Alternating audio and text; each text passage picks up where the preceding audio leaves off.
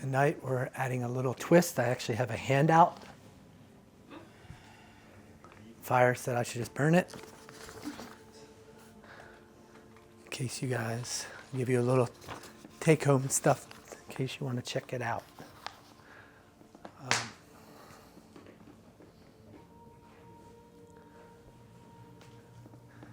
Take a moment to settle in and check in with yourself. That way throughout the evening you can notice any subtleties in the energies or in the shifts.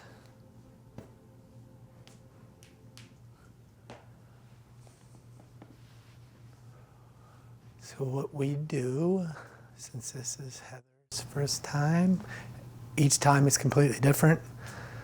We normally go out somewhere weird in some direction. But we pass a talking stick, or today it's a feather, we'll pass it around. Different times for people to talk, but you can also, don't feel like you have to have it in your hand. We start with just a little warm-up meditation, and then sometimes we have certain talking points. We also, typically, during one of the 2 times we do this each month, we bring in some of the energies and influences of the full moon. That's in Aquarius right now, or is Aquarius pushing through it? And then we introduce 2 new meditations. So the meditations sometimes are simple ones or basic, and some of them are kind of far out there. I guess it's all relative.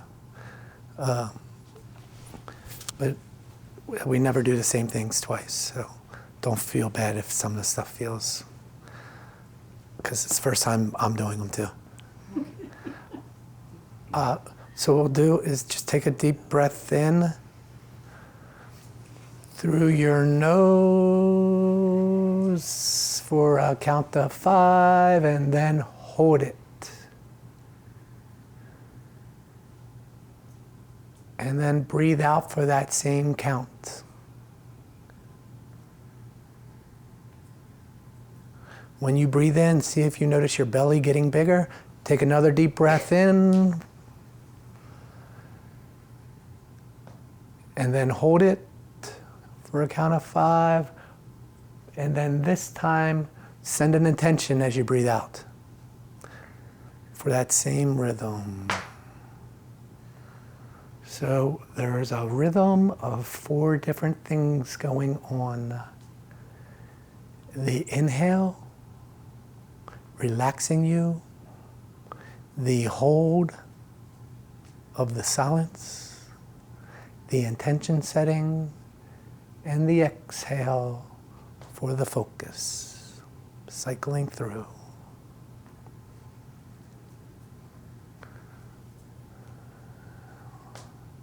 We're going to do 3 mantras. The first mantra, calling out to the Creator and calling into the Creator. The second mantra, opening up your various bodies, connecting the head and heart. The third mantra, calling in the teachers. If you don't know the mantra, it's all right. And maybe it's even preferred. Just allow to see where it might touch you. Do you need something? Take a deep breath in. Om Namo Guru Dev Namo.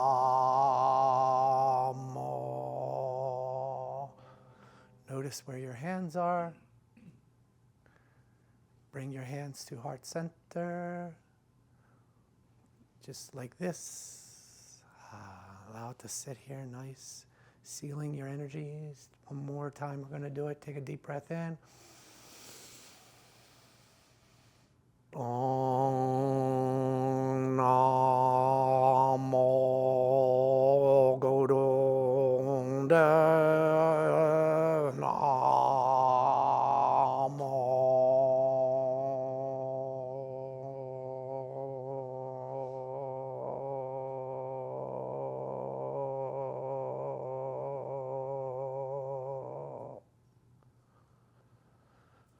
your hands to rest in your lap, palms facing up. Take a deep breath in. You're going to do a ahom and then the rest. Deep breath in. Aum Mani Padme Hum.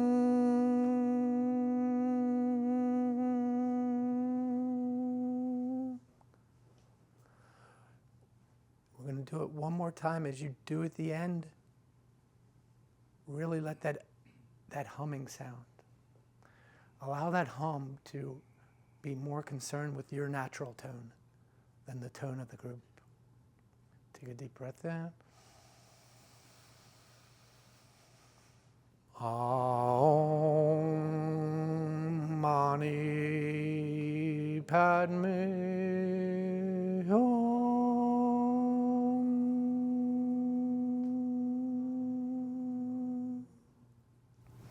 Just notice.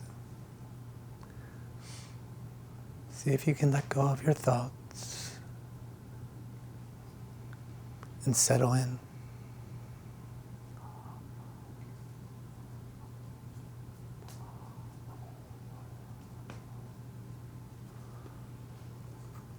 This last mantra, you'll just follow along with me. Try to get my rhythm down. This one's a little bit more complex.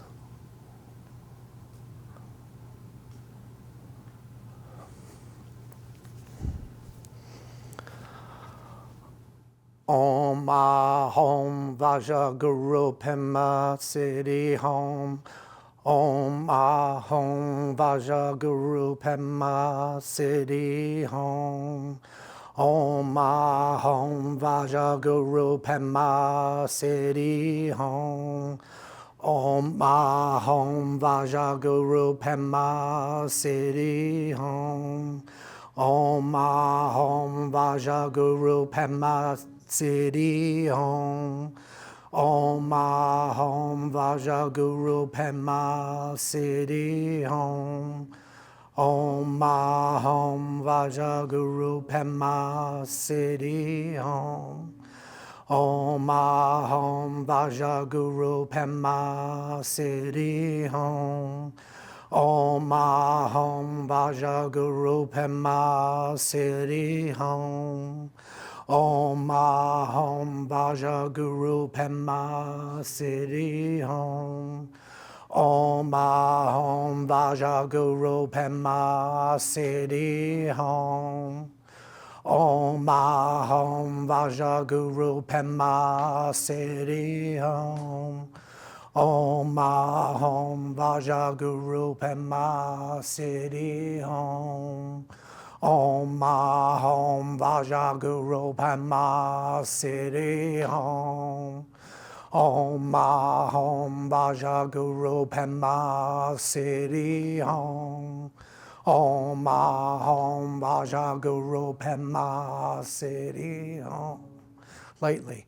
Om Ahom Vaja Guru Pema Siddhi Hom.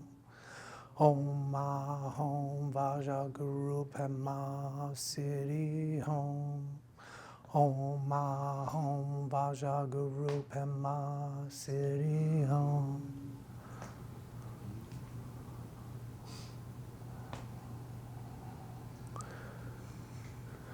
Choose a point within and focus there for a moment.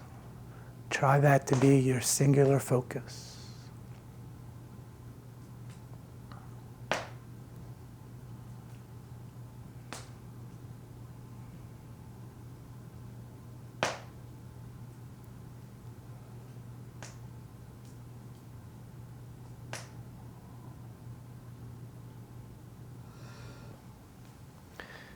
Keep refocusing. Center your attention. Not as a reaction from your body, but a pinpoint at somewhere inside your body.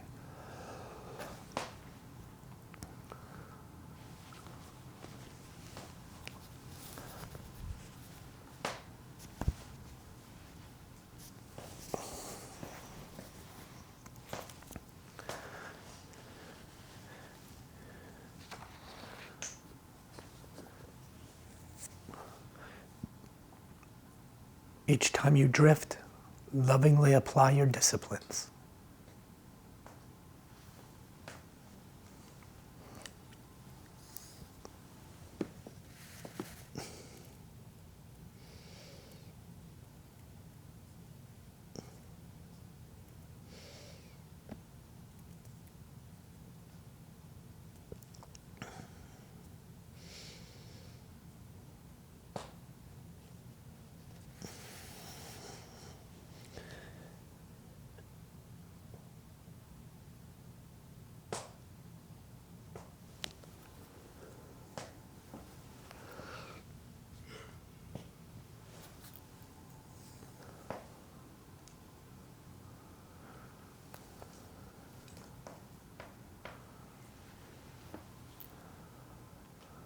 Just 30 more seconds.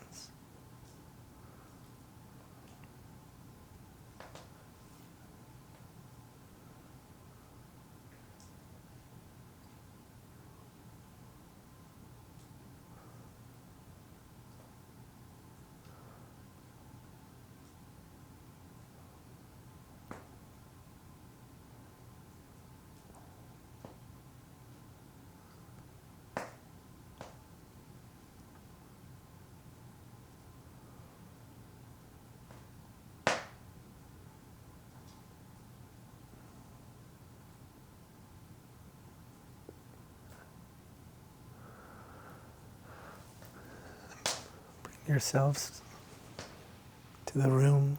You can open your eyes when you're ready.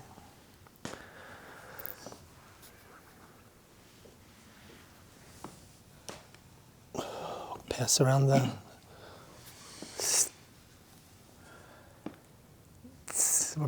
the feather just to see, open you up, see if there's anything you'd like to share. If nothing else, please share your name.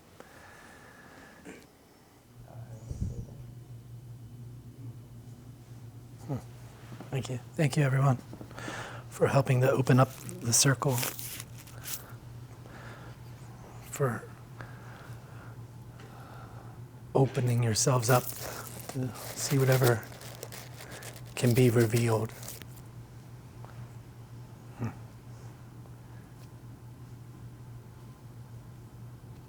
So it's important to really just realize that life is just about having experiences. How much can you engage with those experiences, made more profound through the relationships? And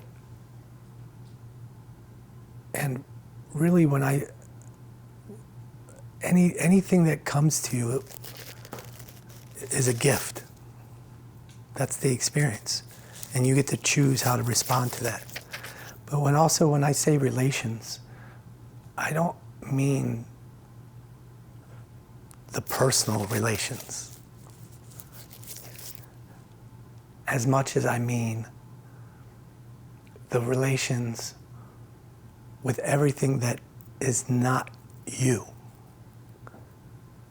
Do you see? Like anyone else in this room at first is not you, or the books you read, or your thoughts, your body. And what happens is, as you decide which relations to focus on, which experiences to deepen, you go into the soul of whatever that thing is. You get to the heart of it. And then eventually, if you keep working and developing and staying open to that relationship without trying to crystallize it by thinking you know it, then eventually the spirit of the thing comes in and you and that thing start to merge. Do you see? But it takes a profound freedom and openness, no controls. Do you see? Like there was a time, I'm sure, in this lifetime where on some things I used to work at it, like for certain spiritual messagings and stuff to happen. But see, those are processes, and they help for a little bit, but remember, to become a master of anything, you need to sit those things down eventually. to where now most of my stuff that comes in, I don't know how I do it because I don't need to know how. And so then when I try to teach the things, yeah, it's a little difficult because it's a mystery to me. Do you see? It's strange that way. Today it was, you could say, given or tuned in to what the messages and teachings for today should be, related to what's been coming up for the last week of the relationship between speech and silence. And then right before we started, I saw like Irina posted on Facebook because she's been looking into relationship between speech and silence. Do you see, these aren't my things, these are things that are already out there. And we just attune or align with them. Or we don't. But the more you can get out of your own way with the limitations and the doubts and the namings and the processes, the things just are there. So it's hard to explain, you know? It's all connected. It's always there, because whether you know it or we know it or not, you're making connections with all the things you interact with in your circles of influence. And so there's these lines connecting it. And so all that we do is, since you come here, you might disappear for a while, but you're still connected. And so the messaging still comes in and lets us know what's going on. Do you see? But that's just the foundation. From there, you got to have the will to act on things, because you are the creator of your experiences. Do you see? Every single experience comes to you through the law of love, which is basically just attraction and repulsion. Wisely being guided or detracted from you. You see? So tonight, the little handout is around some of the things tied to speech and silence and why it's so important. But we're going to start with the first meditation tonight. This one, we're going to open it up, and then we'll just ask you to ask a couple questions to yourself gently and just see if anything comes up. You don't have to force it. Take a moment and just drop into your meditative space, whatever that means for you, of vulnerability and openness. You can do whatever you like. Huh? Do you want me to sit down here and close this up? It's up to you. It's all right. However, it's a good enough circle. So wherever you're most comfy. Give yourself permission to be here in this time and space.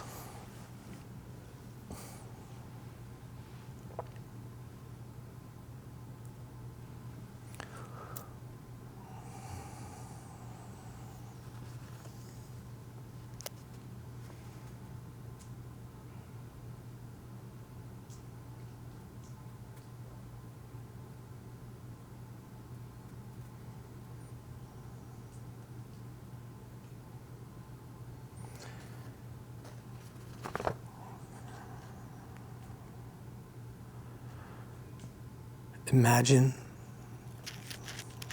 visualize, feel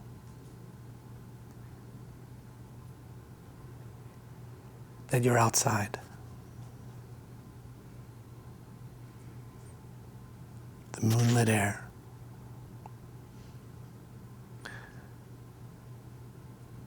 And you go walking for a little bit, start to come up to a hill, and as you crest over that hill, you're looking over at a monastery with a large courtyard. As you walk down, you notice that there's a big fountain in the middle of this courtyard. Each of you go and sit around this fountain.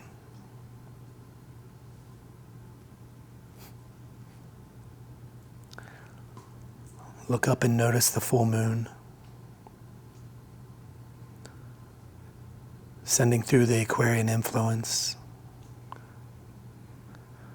which stimulates your spiritual capacity to love, and serve your fellow men, to become inclusive and compassionate, and to share your resources freely and fully to meet a recognized need.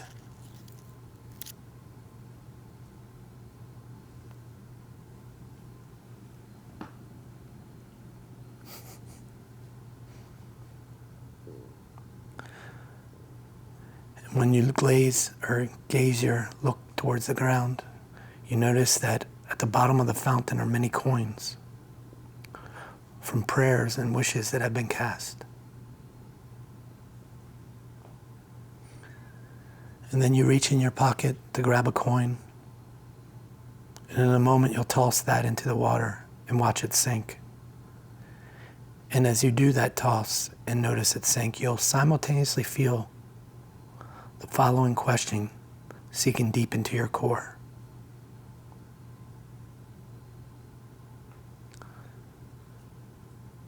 So ask yourself this question and then toss the coin into the water. What is it that I want or desire the most?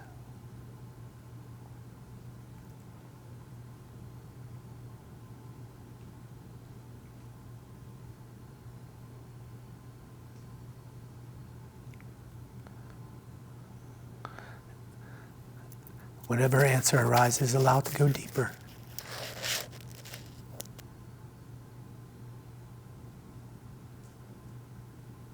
And deeper.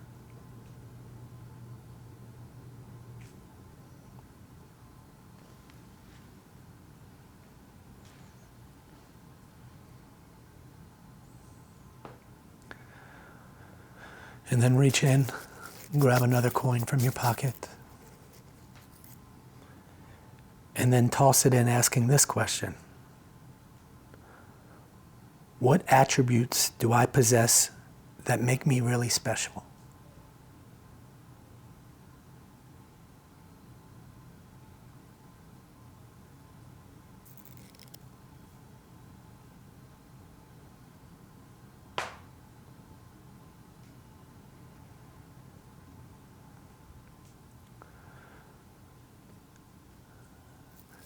And notice with each question how you feel, how it touches your heart. Does it touch your heart?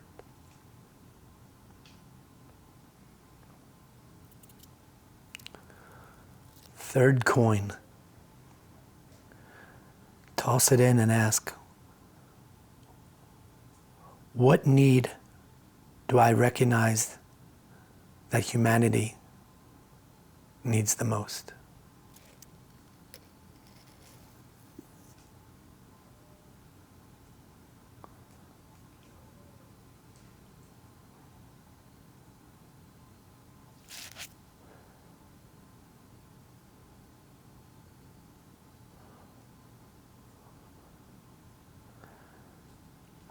How does that question sit with you compared to the others?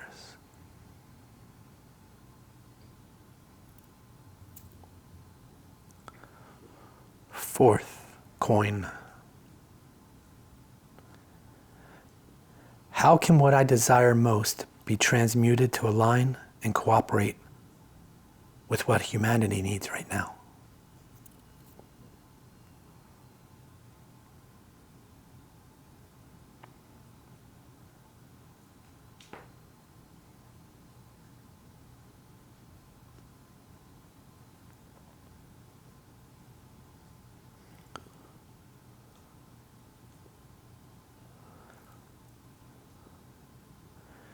Got one more coin in your pocket. How can I apply my special attributes for the betterment of humanity?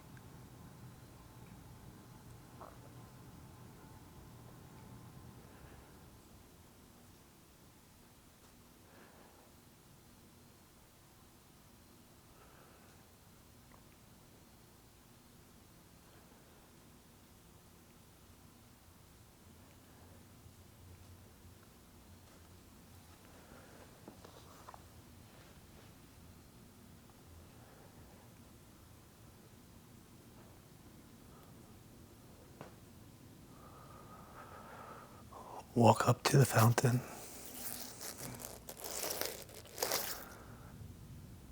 Use a little bit of the water to cleanse and purify.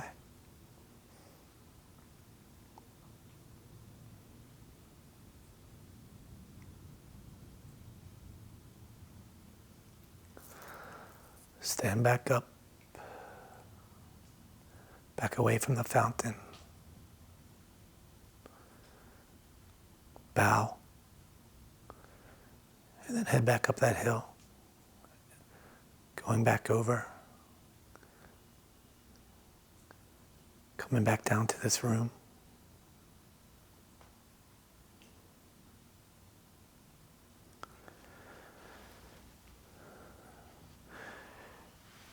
And then open your eyes again back to the room. Quick little journey. This journey is going to connect into the next meditation.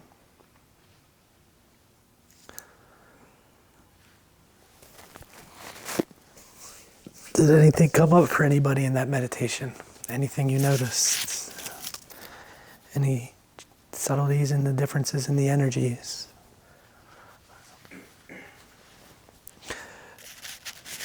Any of you want to share any of your desires or attributes or how it might attach or transmute or connect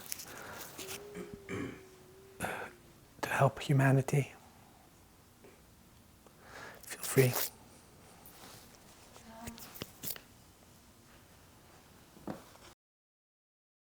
So this Aquarian influence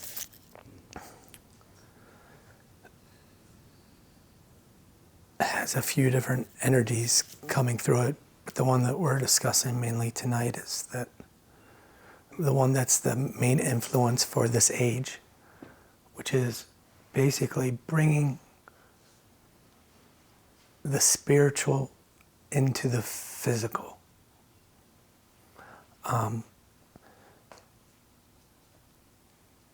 You see, or I'll say, and bringing the spiritual, allowing it to come alive up through the forms. So the way that you really bring the spiritual into the form or into this physical realm is through intention and through speech. The breath. I think it's a Greek word, pneuma, which has two translations, and both are synonymous, which is breath and spirit. Do you see what you're doing is you're bringing the stuff through into this physical realm, helping to manifest it and make it sacred. Do you see? That's why the speech and the word is so sacred, balanced with the silence. But a lot of times people get those things kind of confused because even those words have different levels of understanding. For instance, silence and quietness are not the same. Quietness refers to the astral realm, while silence refers to the soul speaking. And it's very difficult for them to be speaking at the same time. Your soul and your individuality, your form. Do you see? I'll give you a hint or a big clue that you've heard me many times say that sound is connected to the form side of life. And so the sound baths and stuff help to stir up different forms. The subconscious collection of all your experiences and your projections onto the present moment, which are your habit forming illusions. Got to remember the form is not you, it's the illusion a vehicle you're working through. It's very important and it's sacred. It's rooted in spirit. You're not trying to get rid of it, but you're trying to give it its rightful place. So silence is, in one part, the removal of form. Do you see? The more forms you have in place, the more distorted the messaging, the spiritual essence. So that's why I meant earlier when I don't have to know how anything works. See, if I just let things be mysteries and I don't try to figure it out, I don't try to retain it, I don't try to do any of that stuff, then the stuff can just happen and I just get out of the way of it. Do you see? But as soon as I start labeling it, then I've just done the same thing. I've gone into the form side of life. And so there's this balance that you're always doing. This dance between spirit and form, and that's where your soul sits, your consciousness. When you're responding to different experiences, the infinite experiences, if you have an attachment in your response or a desire for an outcome, you're creating karma. And if you're not, you're connecting with the soul's loving essence. And you have a deep understanding that's beyond the individual personality. You see, there's balances between these things. I'm going to hand this out. I'm not sure if we'll go through it or not, but this is basically, if you want to check it out, feel free. What I was kind of inspired to do, this is kind of a, let's say, a rough draft, my first time through on this. So,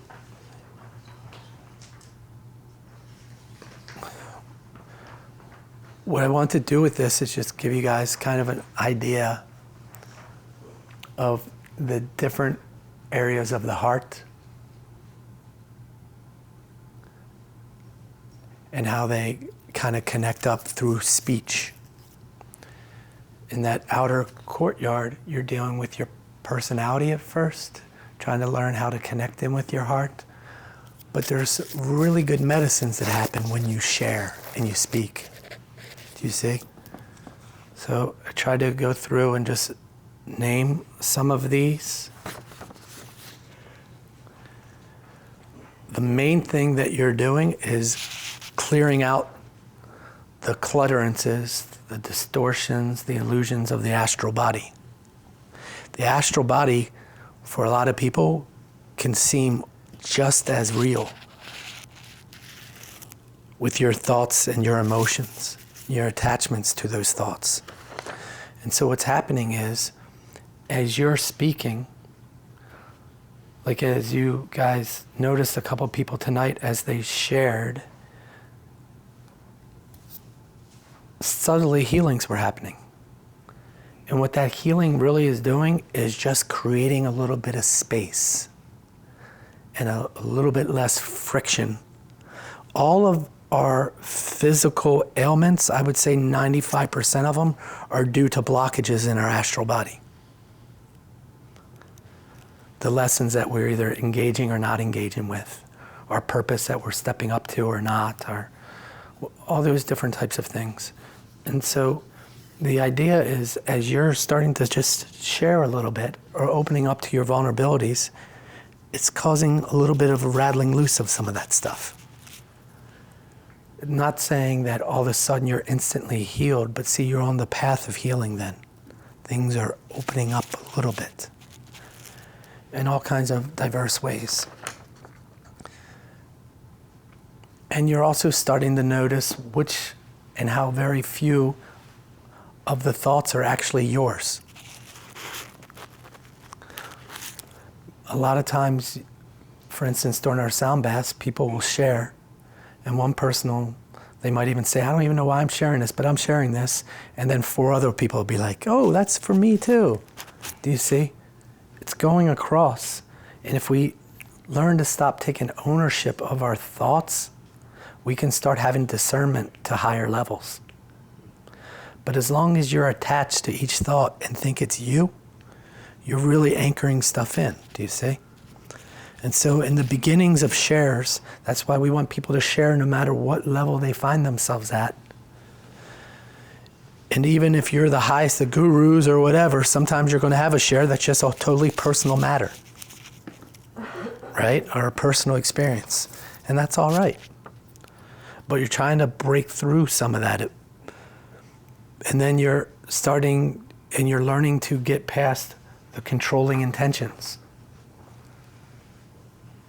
Do you see?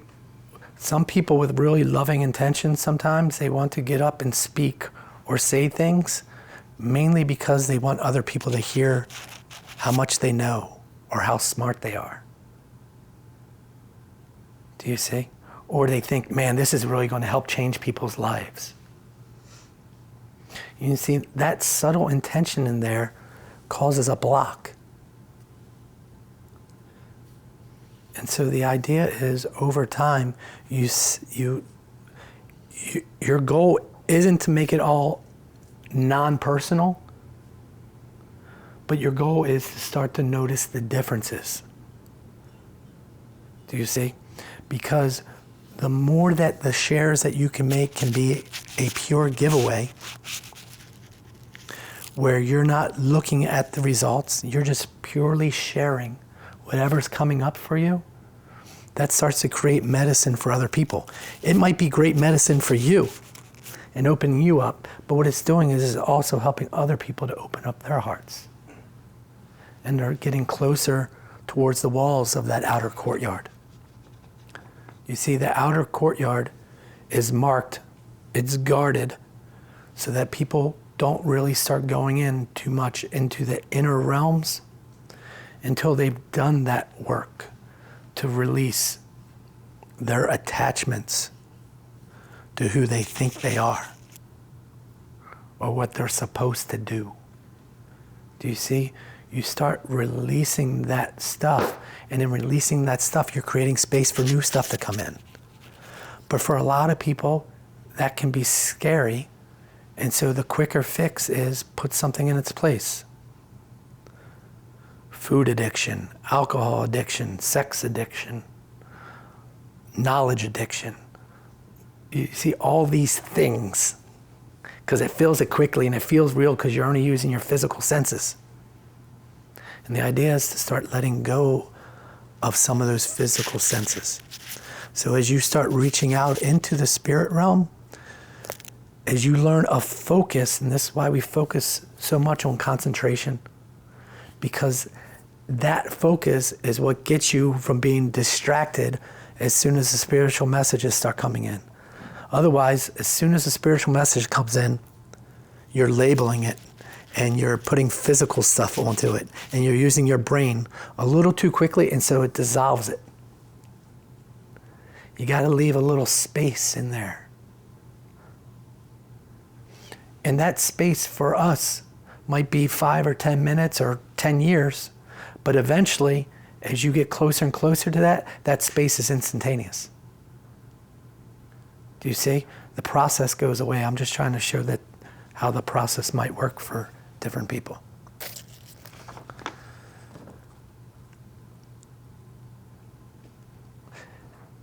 And then eventually, as you're working through that outer courtyard,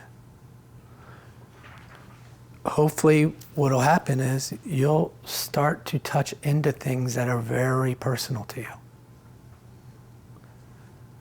Like really, when you want to speak out your truest desire, I would think it would be near impossible to speak that desire without tears coming to your eyes, because your whole body's going to be stimulated.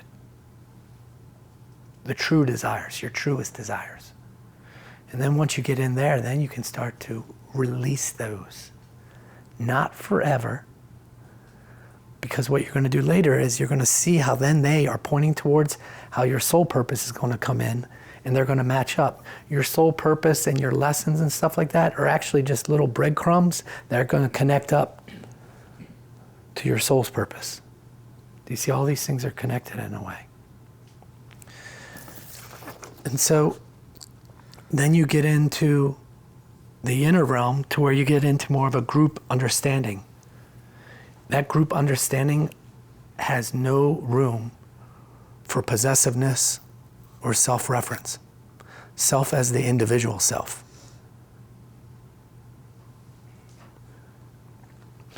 It is, I don't know how to explain it more than just to say that it is more of,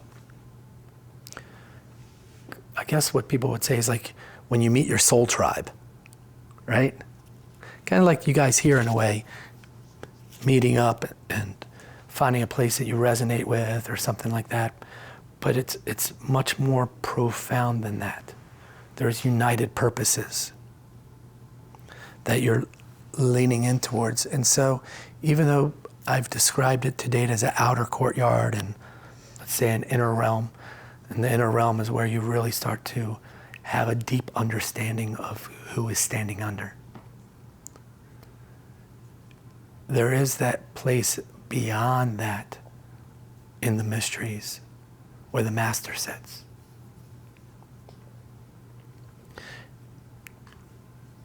Helping as a guiding hand to walk you through these things. That knows where your lights are at and how to connect in with that. And so we're going to go into some of this in the meditations.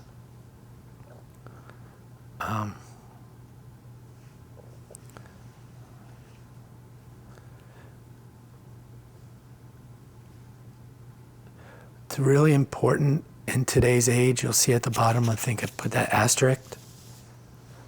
And this is connecting up to not having the controlling intentions. The most important part in this speech is just to have a loving heart, to see the commonality in all beings. That some of the things that, like for instance, Catherine talked about, to see that in all beings. Do you see? So try not to have the fearful talk, the negative gossip or innuendos, or ascribing wicked motives to persons or peoples. I forget the phrasing for it, but it's a very ingrained thing that we do in our instinctual tribal natures, is that when people we think are like us, we really give them permission to mess up, and it's just a one-time mess up. But when it's people we feel like are different from us, when they mess up, we say, that's how all those people are. Do you see? Othering. And so it's easy to do that. Do you see? Because what it does is it makes you feel more real. It's feeding your form more. Now I can identify, and now I'm higher or lower kind of thing. Do you see? But it's separating. And in your soul's journey, it's one of the most harmful things that you can do if you want to be on the path of loving acceptance. Do you see? It's easy to find it with people that you agree with, by whatever names that you want to call it. American, Hindu, Democrat, doesn't matter. Atheist. You see, but see if you can find it in the people that are looking at life through a different lens. Do you see? Without trying to change them. And without trying to say that you think they're right or wrong. Trust that there's a bigger picture that's beyond this illusion, right?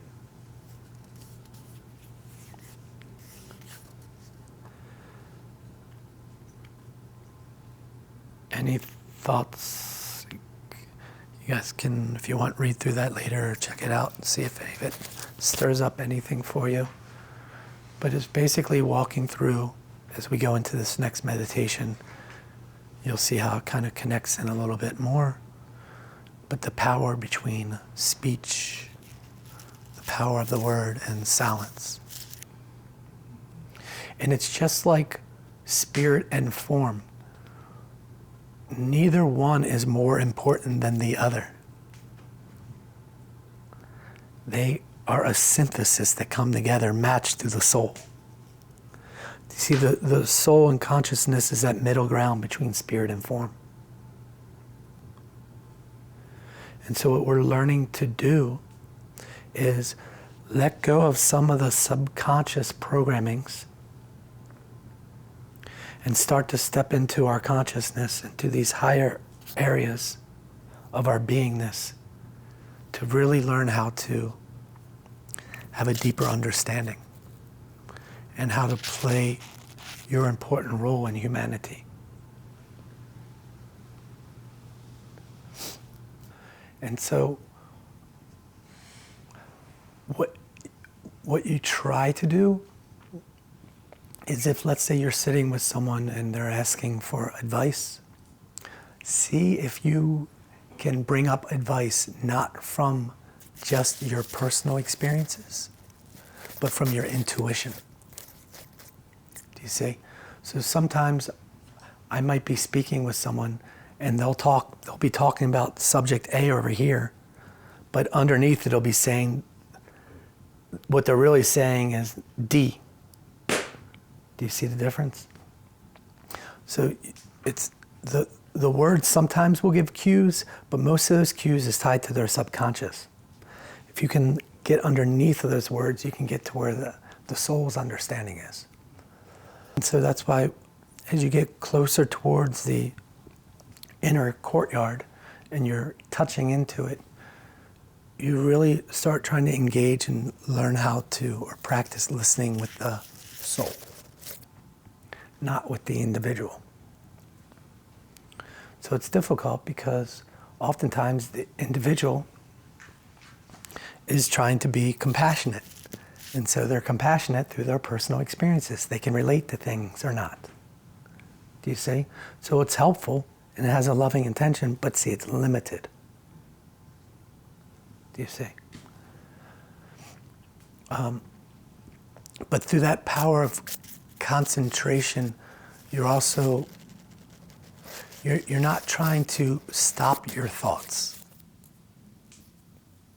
They're still going to be out there because they're not you. They're floating all around. It's like you can't turn off all the radio signals going around right now in this room, can you? But you're not tuning into them.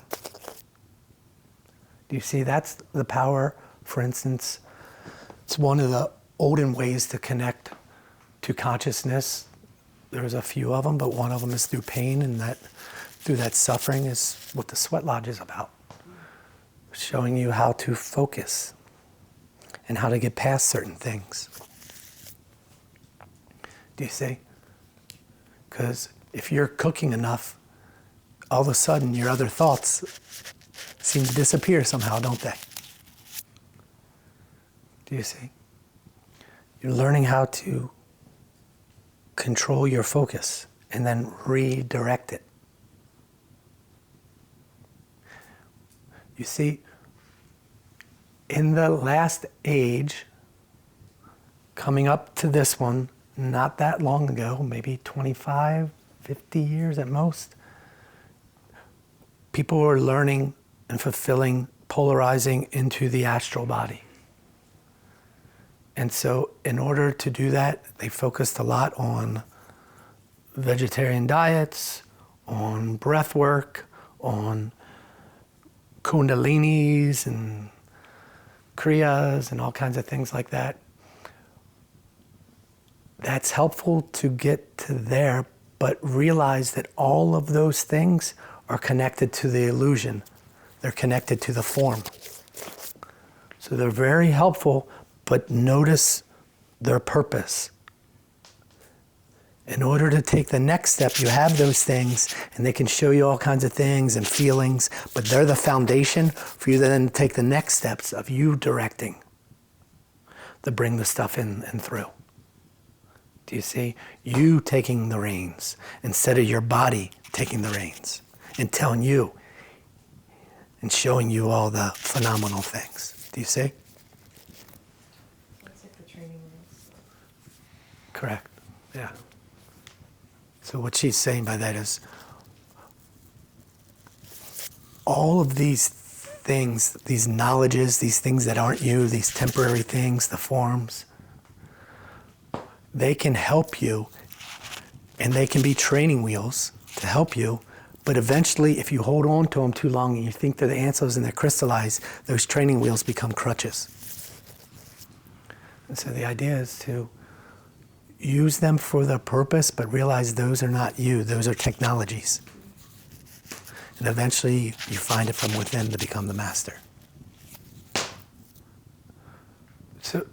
So in the raw materials, they talk about two things. One, people are coming here into this lifetime to learn certain lessons, to make choices about how they're going to respond. And that's going to set them up for the rest of their lifetimes. That's one set of people. The other set of people are ones that have already made it to the next density. They're called wanderers, and they come back to help other people. Do you see? If you identify as a wanderer, then you really can see how inconsequential it is to work on the things of the personality. You've already done that. So those kinds of things, they kind of fall to the background. They're still there, but they're so small in scale compared to your giveaways of helping others to move up, to awaken to their questions. Do you see? And so it's really important to know and realize where you are within that understanding. Do you see? To honor it, and to not be ahead or different to anybody, but just realize that you're special. And you have a special purpose. And how do you awaken to that? You see? And the more that you get into giveaway, without trying to control the outcomes and being in loving acceptance, the more you're getting into your soul and the more you're getting into the inner realm. But to really stay there and to do it consciously, you go through a lot of suffering. And that's why it's difficult for people that come here sometimes, because it's opening up a lot of doors and they say they want it. But man, it can be rough and it can beat you up, right? And for different people, it can be different types of ego checks. Do you see what I'm saying? We each need our own things, our own checks and balances and stuff like that.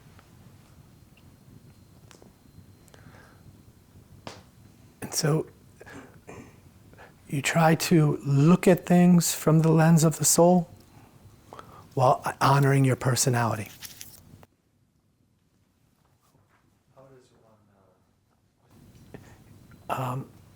Yeah, that's a difficult one. I think it's the breadth of your understanding. The personality is going to be identified with experiences in this one lifetime. For me, I can't answer for other people, but for me, it's two things. I learn by teaching, and so as I'm teaching, I'm learning these things, because I don't know these things. I've never wrote any of this stuff today, right? I don't even try to really think of it. It just comes when it's supposed to, and if it's not supposed to, it doesn't. And I'm not trying to get the next step or any of that kind of stuff. But also, a lot of times, words will come through that aren't mine, and it's beyond logic. Logic is very linear, and so the intuition, it's going to show you things that are beyond what you logically could think could happen. And so remember, the idea is honor the personality, but give it its right place and see it as part of the illusion, so you're not so attached and passionate about the outcomes. Creating space and a little bit of room for some of the spiritual messaging to come through. And then afterwards, now bring it into your world and using your personality, your emotions, your brain, your logic and stuff to create your world. Do you see? You're still the creator through the intentions. but it's how strong of an intention can you really focus on and hold it. Do you see? Then nothing is impossible.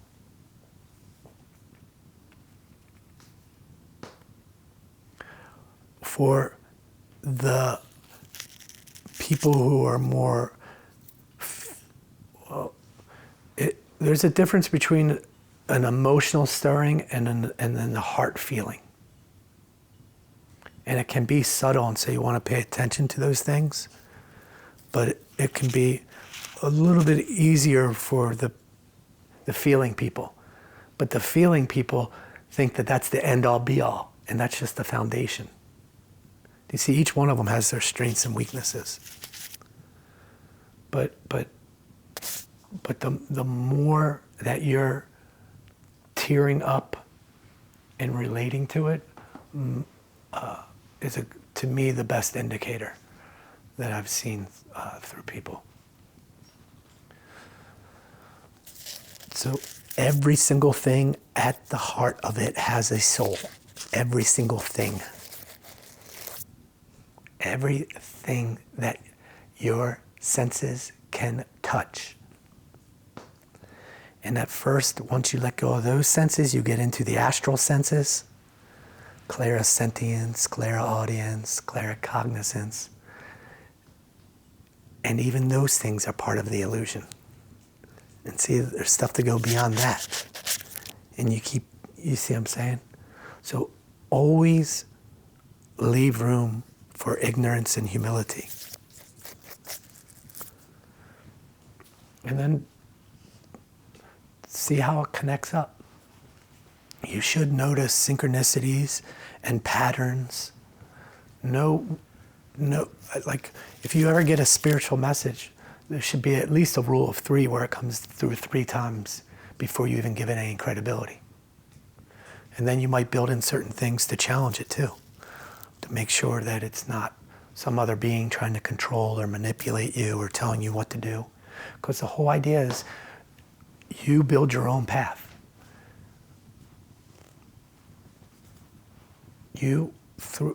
But now at this age, it's through your own teachings. And that's why expression is so important. It's okay to have the rattlings and the stirrings, and sometimes you can honor that and stay quiet. But most of the time, you got to break that mold and say, yeah, I hear you, but guess what? What's more important? These are little personality things or the giveaway? That's always there. And if you have your deepest desires, the best way to manifest them is by giving them away.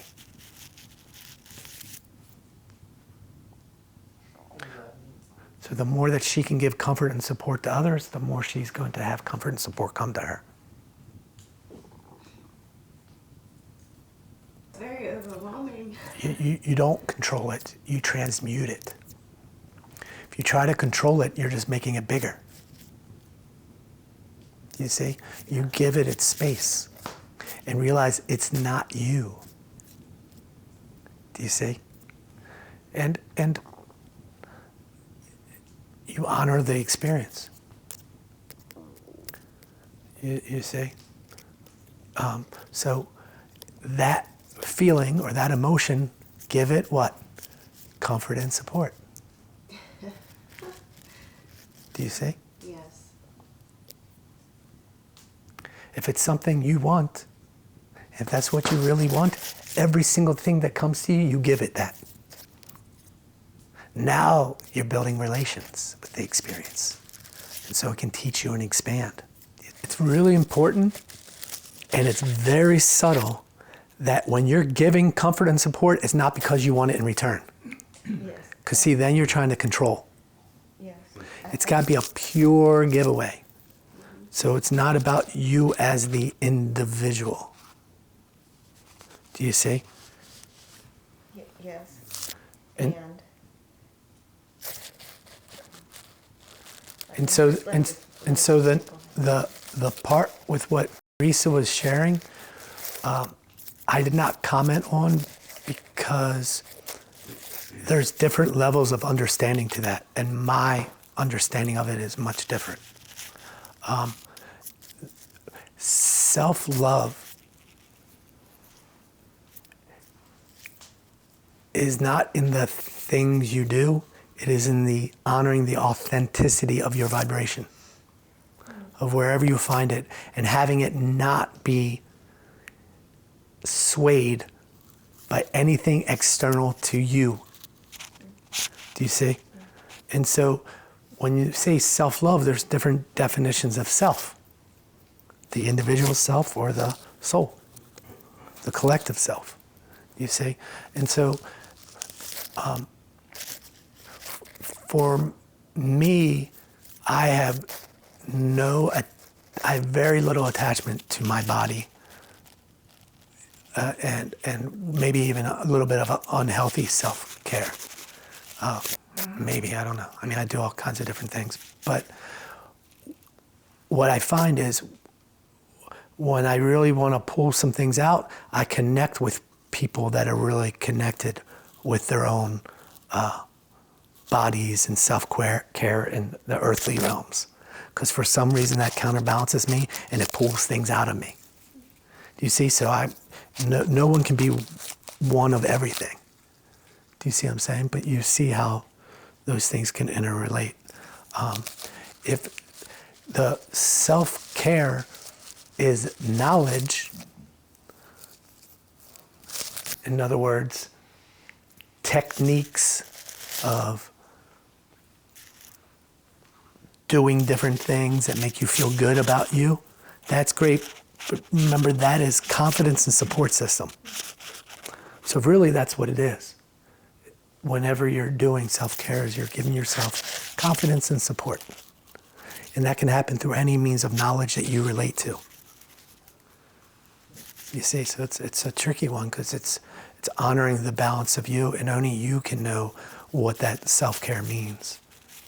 You know, or how to balance it between you that you identify with in this body and all the other yous that are the bodies all around you. You see, because when you're giving that comfort and support to other people, really you're giving it to yourself. Do you see? And if it doesn't Because feel they that are way, you. you have a motive? Maybe you have a disconnection. I don't know if you have a motive. The desire is still going to be there. Do you see? But what's the intent? I have the desire for comfort and whatever to come to me, but that's not my focus. Now, instead of being in my astral body, I'm connecting to my mental body, and I'm setting the intention, and I'm focusing on that instead of this. Does that make sense?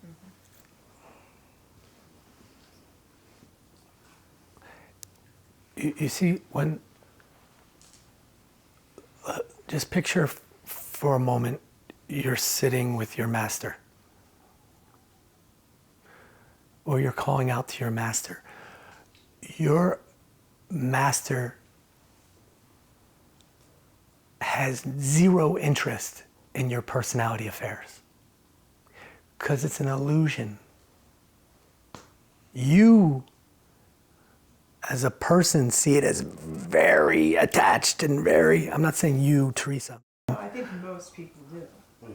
And so the idea, though, is that it's temporary. And if you could see that it's temporary and it's not you, it would carry so much more weight and give you freedom. Do you see? And so that's why as we go into this meditation, there's different stages of connecting into your oshrum. But in the outer realm of the oshrum, those individual voices have no weight. And they gain weight when it starts to be a group calling of group interest. Do you see? And so that's hard to explain, but that's the truth. And so when someone is looking at it from the soul's perspective, they can have compassion and look at it, but they see a picture that's beyond that, and they're looking at things from a up here view rather than a down here in the forest view. And so it all connects up, and it's all at its right time and place. And you're not trying to help that person have this view up there. Right. You're letting them be in their own thing. If there's no judgment. So take a moment, let go of the concepts, close your eyes, and we'll do one last meditation.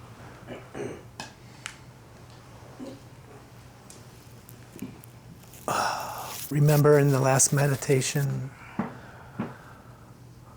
the desire that you were seeking.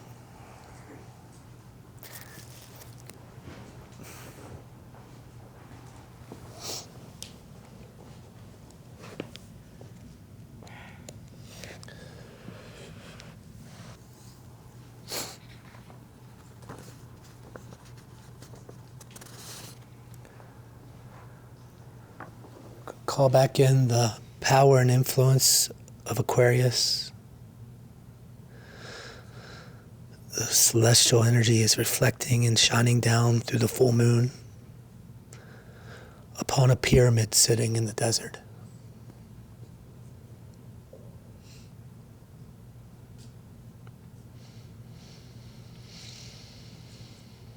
Walk up to the entrance of this pyramid. This is the oshrum of your soul.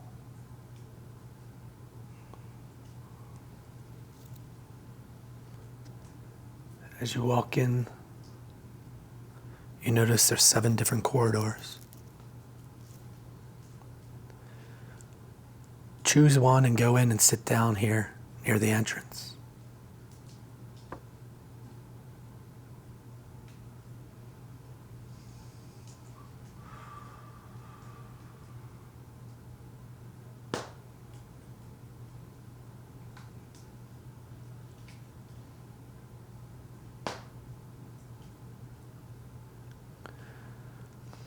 As you're sitting there,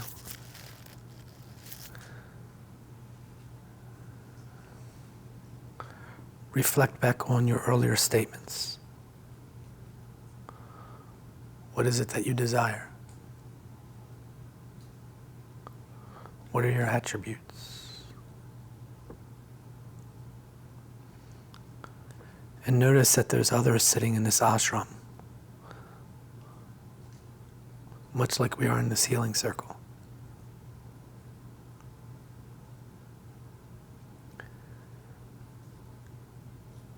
And amongst these others, declare your greatest desire and attributes to these circle of friends.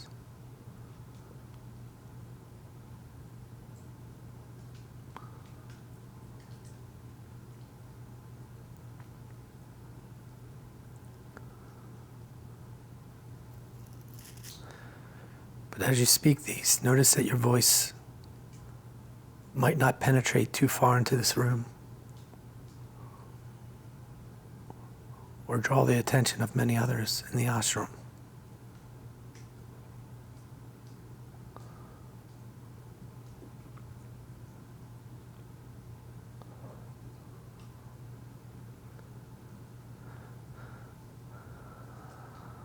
Now move a little bit closer towards the center of this corridor, staying in this same room, the room of your ashram.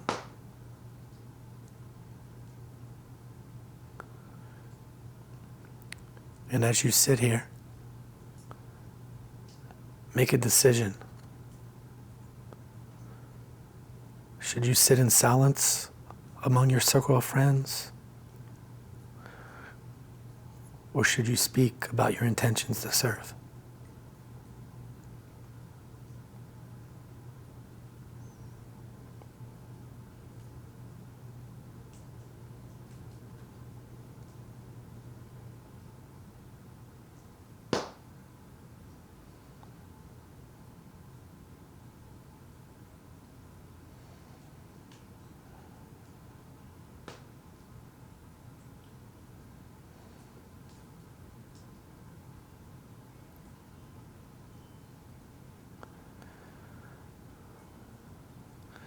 Take in a little bit of your surroundings. Notice the block walls. As you look closely, you can see them breathing.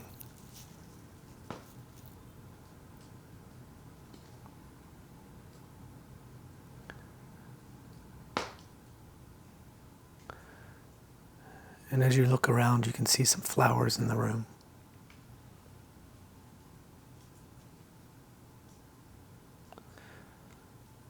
See how they're swaying in the bioluminescence of colors, perhaps even beyond your own understanding.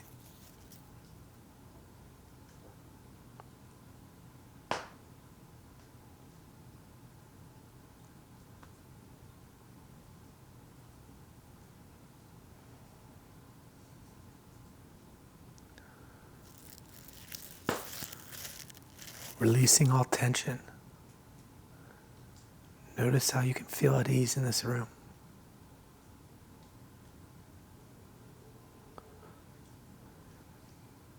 Feel the deep closeness to the others in that room.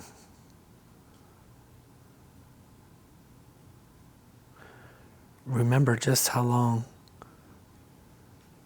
you've collectively traveled this path together.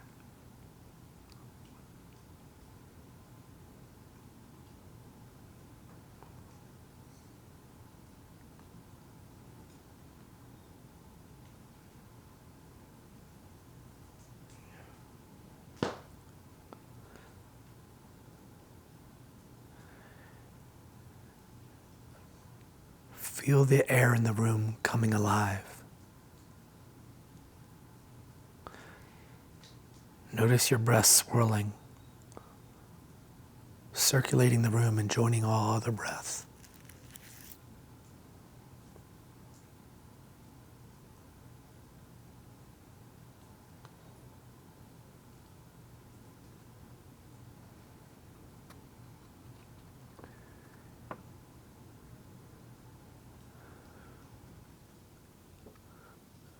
Notice how a few of the others in this room glow a little differently. Through their radiation, innately you know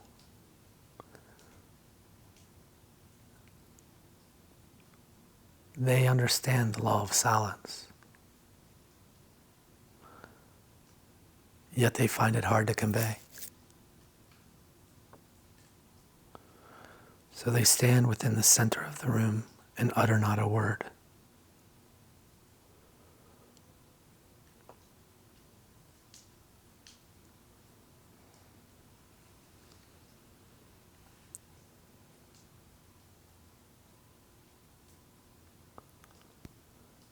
You contemplate asking further about your purpose or what you should do in this lifetime.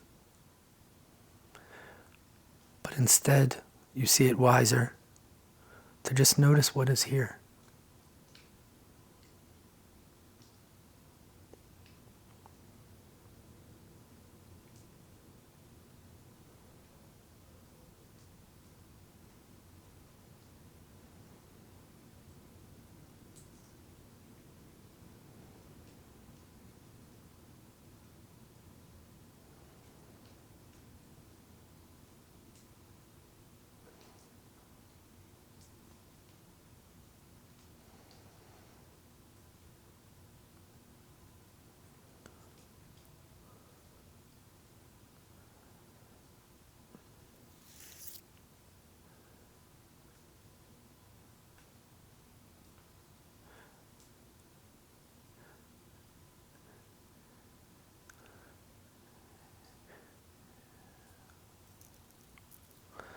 And as you sit here with others who have traveled with you so long and so far,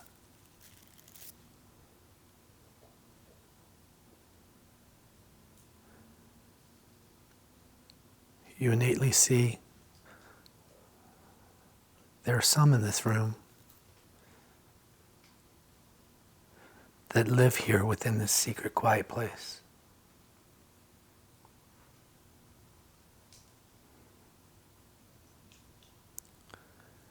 They don't use words, yet their sound goes forth.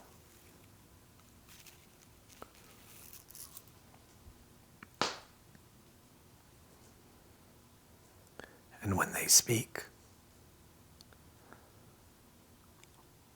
all open their hearts and listen.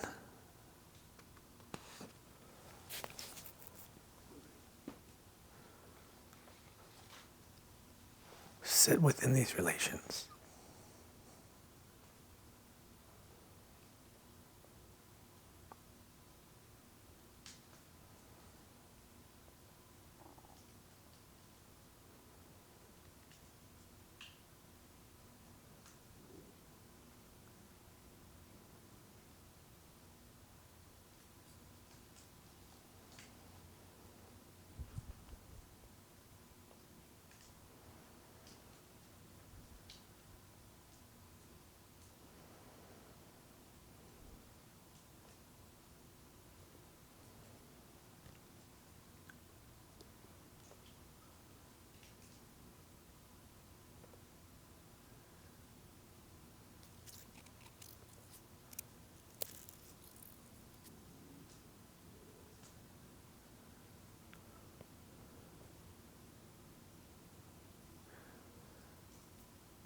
Feel this space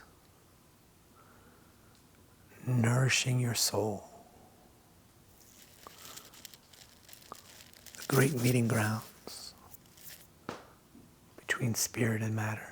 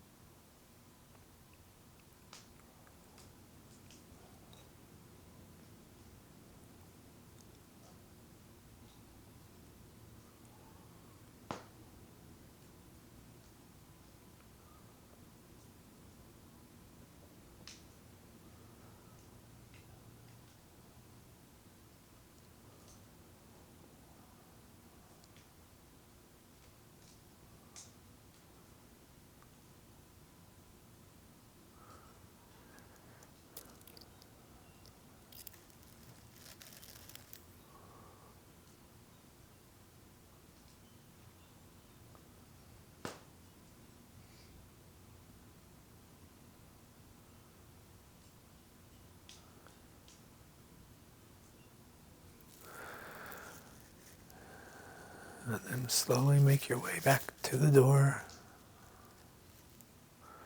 heading back out under the moonlight.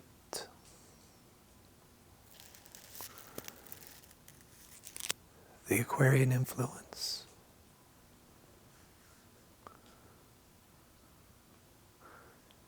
That channels forth loving wisdom, harmony through conflict,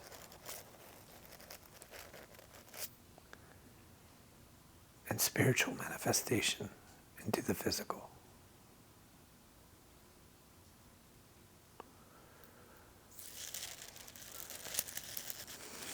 Bow and honor your part in the great collective.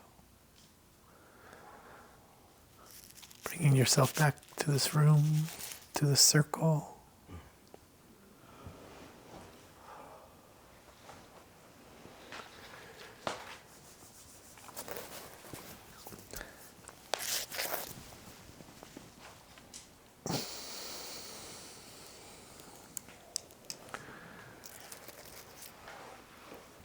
Before we close out the circle, send out your love anywhere in the world. Allow that energy to go wherever, whenever, and however.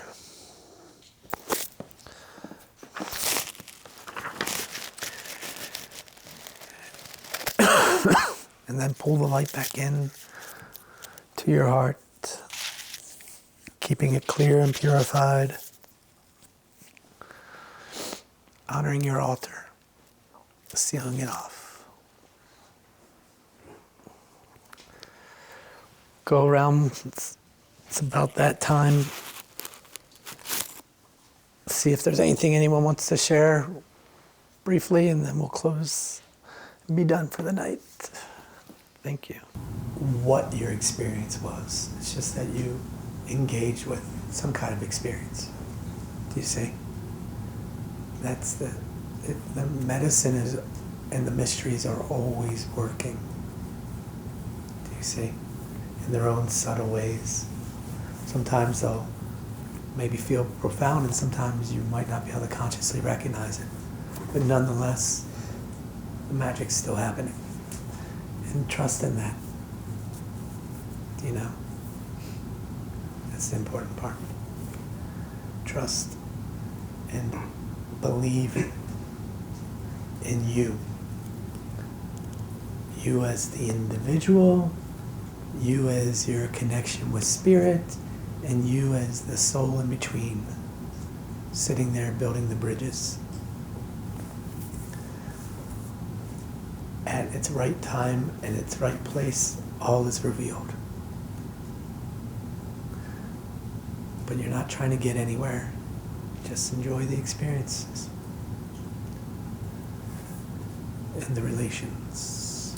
Thank you everyone for showing up tonight, for sharing in the